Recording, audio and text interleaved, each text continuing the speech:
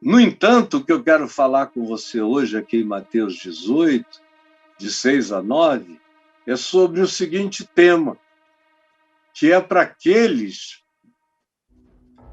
que dizem que creem, que dizem que acolheram e foram acolhidos por Jesus.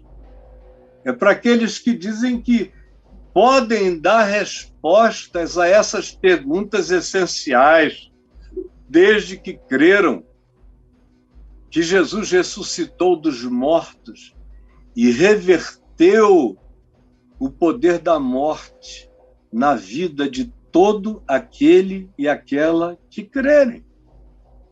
E que a própria existência como um todo tem a sua esperança nele. Porque toda a criação geme, mas nele ela será redimida do cativeiro, dessa vaidade, da perversão ambiental, da predatoriedade, da mente adoecida e pecaminosa dos humanos que odeiam a criação e todas as criaturas e o próximo. Hoje eu quero falar para aqueles que dizem que sabem, mas que vivem brincando de saberem e não percebem como esses que dizem que sabem, mas não botam a sua raiz no chão profundo do coração do mandamento de Deus, que é o Evangelho de Cristo em Jesus. Tem muita gente brincando disso, a maioria brinca disso. A maioria dos que se apresentam a mim como sendo cristãos não são discípulos da raiz do Evangelho.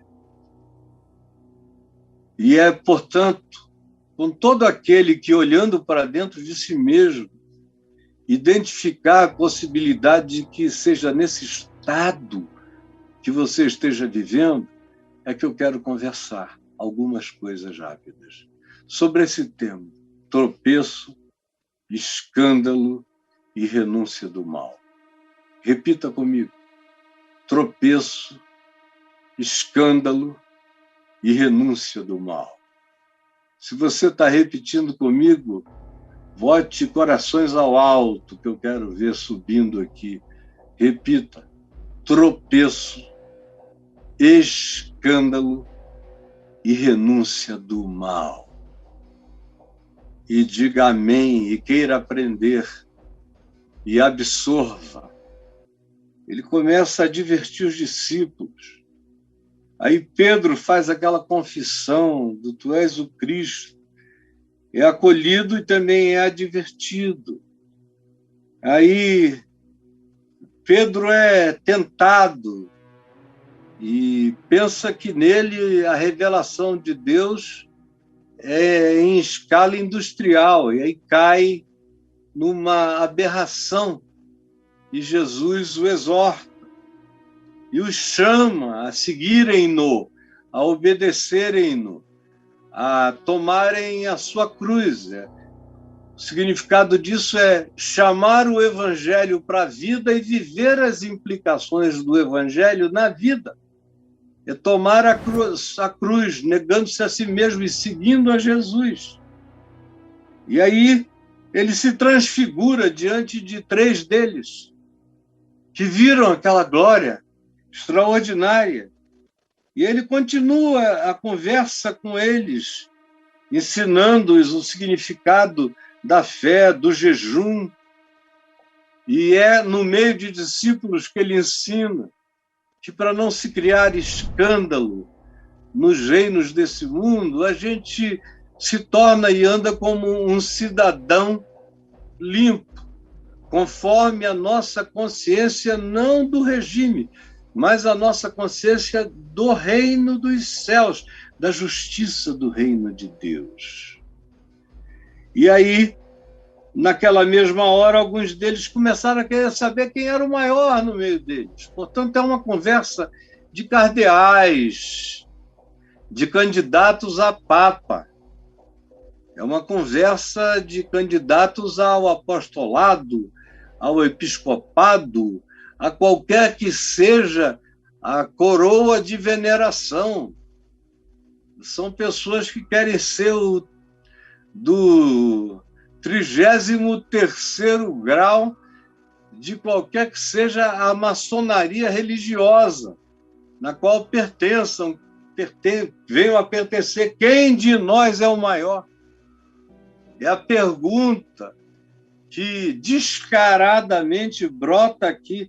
Aí Jesus diz, olha, se vocês não se tornarem e não se converterem, não virarem como crianças humildes, não se tornarem pequeninos, não tiverem a mente pura, o coração limpo, enquanto vocês não renunciarem esse espírito de César, de Roma, de Herodes, do Sinédrio, dos reis e dos governadores deste mundo, enquanto vocês não renunciarem a esse espírito de autoridade, que não quer exercer a autoridade para o bem, mas apenas para o exercício do poder de si mesmo.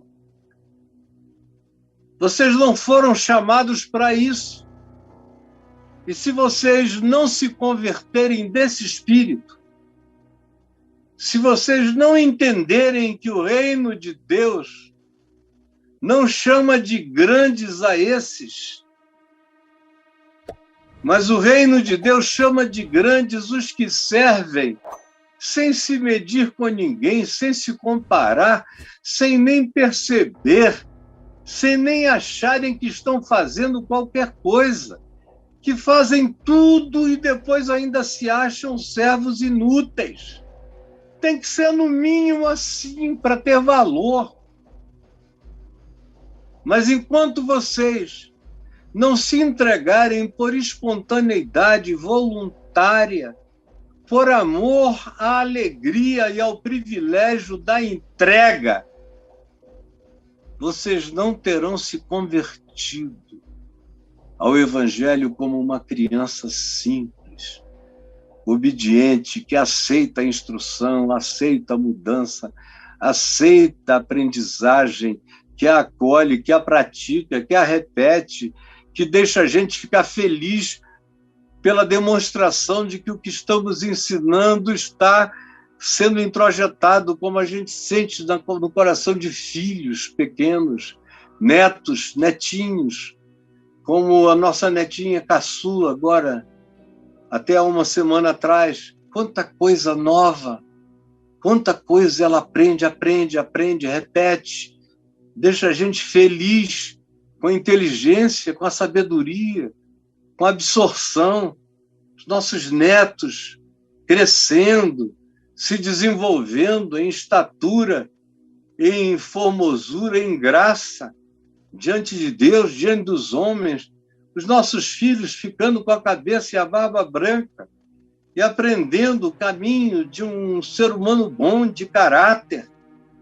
Essa é a alegria, é de ver que aqueles que vão sendo gerados na perspectiva desse amor, no chão dessa pavimentação, venham a se tornar gente madura, e só é madura quando se converte à simplicidade de uma criança que não para de aprender, que aprende para sempre. É o que Jesus diz aqui no início desse capítulo 18. Para isso, você tem que aprender a se humilhar, tem que aprender a receber, se humilhar e receber. Se humilhar, aprender, se curvar ao ensino puro de Jesus e do Evangelho e receber os pequeninos, carentes, simples, necessitados. Especialmente. É com esses que Jesus está falando. E agora ele fala: olha, prestem atenção nos tropeços, nos escândalos, e vocês vão ter que se salvar disso, aprendendo a renunciar do mal. Ele diz no verso 6, qualquer, porém, que fizer tropeçar a um destes pequeninos, na versão de Marcos 9, Lucas 17, ele diz a um desses meus pequeninos irmãos, a um desses meus pequeninos irmãos, qualquer um que fizer tropeçar a um desses pequeninos que creem em mim, gente que colocou a confiança em mim, e vocês foram lá em meu nome, falaram, eles creram, eles vieram, eles se entregaram, eles confiaram, eles se deram, eles levaram a sério, eles foram completamente sinceros, eles fizeram renúncias e renúncias e renúncias para serem honestos com o Evangelho. Aí, de repente, eles começam a descobrir que isso, da sua parte, é só para eles, que você vive uma vida diferente dessa, que você trapaceia, você mente, você seduz, você inventa histórias mentirosas sobre o poder de Jesus. Você acha que os fins justificam os meios. E você acha que porque você fala como um papagaio a respeito do nome Jesus e de uma pequena historinha com aleluias, glória a Deus, os céus estão devendo a você alguma coisa. Então, até o dinheiro dado em confiança para projetos de ajuda aos necessitados, quando você não embolsa tudo, você pega uma boa parte, às vezes a maior parte. E aí eles ficam sabendo disso, que você os aconselha a serem fiéis num casamento, numa relação, num vínculo, mas vocês traem,